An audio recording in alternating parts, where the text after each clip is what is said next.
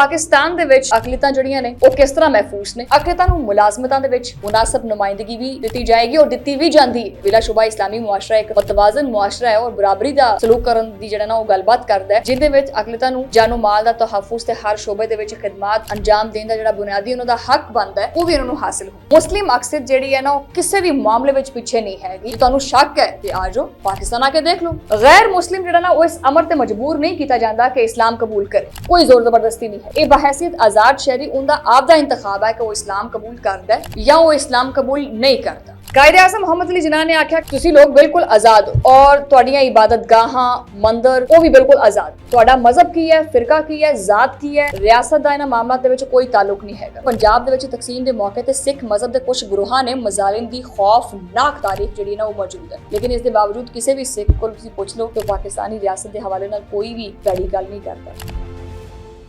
बिस्मिल्लाहिर्रहमानिर्रहीम, अस्सलाम वालेकुम नाज़रीन, तुसी देख रहे हो 360 डिजिटल पंजाबी और मैं शुमाइला नियाज़। अजे मैं तुहाडे कोल इजाजत मंगी सी वैसे, लेकिन मैं क्या कि इत्थे ये गल करना बड़ी जरूरी चीज़ है कि आपां ये तक दस दिंदे आ कि भारत दे विच अकलियतां दे नाल जेहड़ा ना की सलूक कीता जांदा है, ते ये भी दसना बहुत जरूरी है कि पाकिस्तान दे विच अकलियतां दे नाल किदां दा सलूक कीता जांदा है।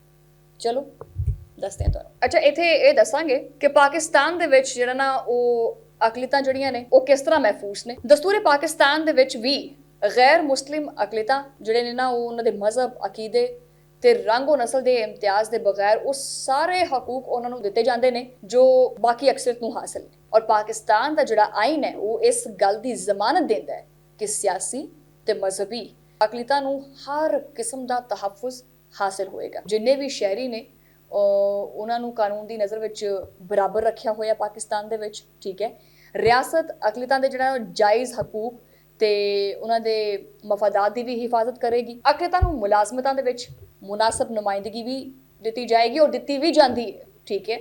ईवन के असैंबलियां दे विच भी जिहड़ियां अकलियतां ने उन्होंने इजाफी नशिस्तां उन्होंने वास्ते मखतस कीतियां जांदियां ने और बिलाशुबा इस्लामी मुआशरा एक मुतवाजन मुआशरा है और बराबरी का सलूक करन दी जेहड़ा ना वो गलबात करदा है, जिहदे विच अकलियतां नूं जानो माल का तहफ्फुज़ ते हर शोबे दे विच खिदमत अंजाम देण दा जेहड़ा बुनियादी उन्हां दा हक बनदा है वो भी उन्हां नूं हासिल हो। इहदे नाल नाल मजहबी अकलियतां जिहड़ियां साडे जेहड़ा ना वो कौमी जिंदगी का एक अहम हिस्सा है, तालीम होवे, इल्म फनून होवे, अदलिया होवे, समाजी खिदमात होण, इथों लैके बल्कि दिफाए वतन दे हर शोबे तक गैर मुस्लिम जिहड़ा है ना वो पाकिस्तानियां ने अपना एक हुब्बुल वतनी मुहब्बत का जिहड़ा सरशार हुंदा है, वो जज्बात जिहड़े हुंदे ने वो अपना फर्ज समझदे और किसी भी तौर ते मुस्लिम अक्सर जिहड़ी है ना वो किसी भी मामले विच पीछे नहीं हैगी। जे तुहानूं शक है तो आ जाओ पाकिस्तान आके देख लो। गैर मुस्लिम जिहड़ा ना वो इस अमर ते मजबूर नहीं किया जाता कि इस्लाम कबूल करे, कोई जोर जबरदस्ती नहीं हैगी।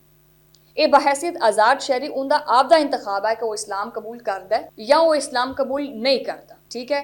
लेकिन उहदी इस चीज़ नूं वफादारी के तकाजे नाल जायज़ नहीं किया जाता। एक शहरी की हैसियत नाल उन्होंने वो सारे हकूक वो फराइज़ जिहड़े उहदी जिंदगी का हिस्सा ने वो आराम सुकून नाल गुजार सकदा, उहदे ते किसी किस्म की कोई भी जिहड़ी ना वो पाबंदी नहीं होंदी, बल्कि पता ही नहीं चलता कि यार यह बंदा अकलियती कम्यूनिटी दा। कायदे आज़म मोहम्मद अली जिन्ना दा अकलियत दे मुतल्लिक जिहड़ा उहदा विजन सी ना वो भी मैं चाहांगी कि मैं वाज़े करां इत्थे कि 11 अगस्त 1947 नूं पाकिस्तान की पहली दस्तूर साज असैंबली दे विच उन्होंने अपने खिताब दे विच गल कीती सी, चार्टर ऑफ पाकिस्तान भी जिन्होंने करार दिता जाता है, ठीक है। उन्होंने जानो माल की सलामती समेत अकलियतां नूं तमाम शहरी हकूक देण दा ऐलान किया। कायदे आज़म मोहम्मद अली जिन्ना ने आख्या तुसी लोग बिल्कुल आजाद हो और तुहाडियां इबादतगाहां मंदिर वो भी बिल्कुल आजाद ने। तुहाडा मजहब की है, फिरका की है, जात की है, रियासत का इन्हां मामलां दे विच कोई ताल्लुक नहीं हैगा। और असी इस बुनियादी असूल का आगाज़ करांगे जिथे रियासत दे विच हर शहरी नूं बराबरी के हकूक दिते जांदे हैं। पाकिस्तान दे विच कोई भी मजहब तो ताल्लुक रखने वाला बंदा होवे, किसी भी अकलियत तो होवे, उन्होंने अपनी जिंदगी के वो तमाम पहलू मिलते हैं जिदा एक मुसलमान नूं एक आम पाकिस्तानी नूं मिलते हैं। ये महज सिर्फ एक दावा नहीं है, बल्कि उन्होंने एक हिंदू नूं पाकिस्तान का पहला वजीर कानून बना के इस गल का अमली सबूत भी पेश किया कि एक आज़ाद वतन का शहरी होने की हैसियत नाल मुसलमान या गैर मुस्लिम पाकिस्तान दे विच इन्हां विच कोई फर्क नहीं हैगा। गवर्नर जनरल नामजद होने तो बाद अपनी पहली प्रेस कॉन्फ्रेंस दे विच उन्होंने अकलियतां नूं यह यकीन भी दिवाया कि पाकिस्तान दे विच उन्हां नूं मजहब ਅਕੀਦੇ, ਜਾਨੋ ਮਾਲ, ਸਕਾਫਤ ਦਾ ਤਹੱਫੁਜ਼ ਮੁਕੰਮਲ ਤੌਰ ਤੇ ਹਾਸਿਲ ਹੋਏਗਾ। ਕਿਸੇ ਵੀ ਗੱਲ ਤੇ ਇਮਤਿਆਜ਼ ਜਿਹੜਾ ਨਾ ਉਹ ਨਹੀਂ ਹੈ, ਕਿਸੇ ਨੂੰ ਕੋਈ ਬਰਤਰੀ ਨਹੀਂ ਹੈ ਹਾਸਿਲ ਹੈਗੀ। ਔਰ ਪਾਕਿਸਤਾਨ ਦੇ ਉਹ ਆਮ ਸ਼ਹਿਰੀ ਤਸੱਵੁਰ ਕੀਤੇ ਜਾਂਦੇ ਆ, ਠੀਕ ਹੈ।